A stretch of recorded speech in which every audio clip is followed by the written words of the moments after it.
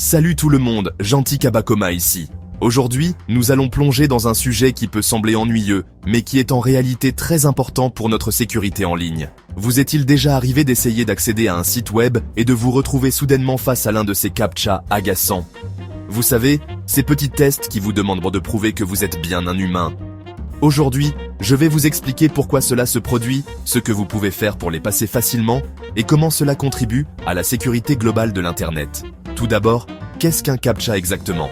Vous vous êtes peut-être déjà posé cette question en fronçant les sourcils devant votre écran. Eh bien, CAPTCHA signifie Completely Automated Public Turing Test to Tell Computers and Humans Apart. En d'autres termes, c'est un test automatisé pour différencier les humains des robots. Un peu long, n'est-ce pas? Mais c'est essentiel pour comprendre pourquoi ces tests existent. En gros, c'est un petit test conçu pour s'assurer que vous êtes un humain, et non pas un robot malveillant qui essaie de spammer un site web.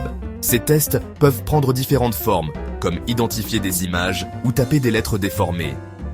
Mais pourquoi en avez-vous rencontré un? Vous vous demandez peut-être pourquoi vous êtes soudainement confronté à ce défi. Il y a plusieurs raisons pour lesquelles vous pourriez voir un captcha.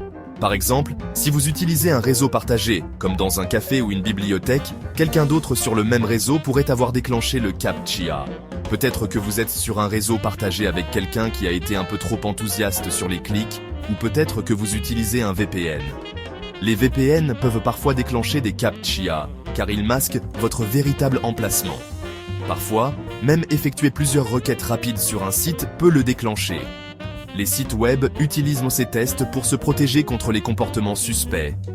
C'est juste la façon de Google de dire « Hé, assurons-nous que vous n'êtes pas un robot ». Cela peut sembler ennuyeux, mais c'est pour le bien de tous. Alors, que devez-vous faire lorsque vous envoyez un « Ne paniquez pas ». Simple. Suivez simplement les instructions à l'écran. Ces tests sont conçus pour être faciles à compléter pour les humains. Qu'il s'agisse de cliquer sur tous les feux de circulation ou de taper des lettres ondulées, compléter le CAPTCHA vous permettra de reprendre votre navigation. Cela ne prend généralement que quelques secondes. Maintenant, parlons un peu de la sécurité en ligne en général. Les CAPTCHA ne sont qu'une partie de la protection de votre vie numérique. Il est extrêmement important de protéger votre vie numérique. Voici quelques conseils rapides, des conseils simples mais efficaces. Premièrement, utilisez toujours des mots de passe forts et uniques pour vos comptes. Évitez d'utiliser le même mot de passe pour plusieurs sites.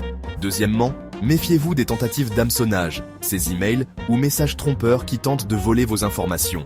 Ne cliquez jamais sur des liens suspects. Et enfin, maintenez vos logiciels à jour pour vous protéger contre les vulnérabilités. Les mises à jour contiennent souvent des correctifs de sécurité importants. Bon, pour résumer, les CAPTCHA sont là pour rendre Internet plus sûr en s'assurant que vous n'êtes pas un robot. Ils peuvent être ennuyeux, mais ils jouent un rôle crucial. Si vous en rencontrez un, pas de panique. Terminez simplement le test et continuez. C'est un petit prix à payer pour une navigation sécurisée. Et gardez toujours un œil sur votre sécurité en ligne. Soyez vigilants et prenez des mesures pour protéger vos informations.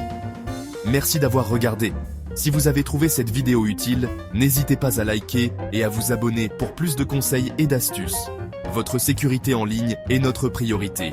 Je suis Gentil Kabakoma et je vous retrouve dans la prochaine. Prenez soin de vous et restez en sécurité en ligne.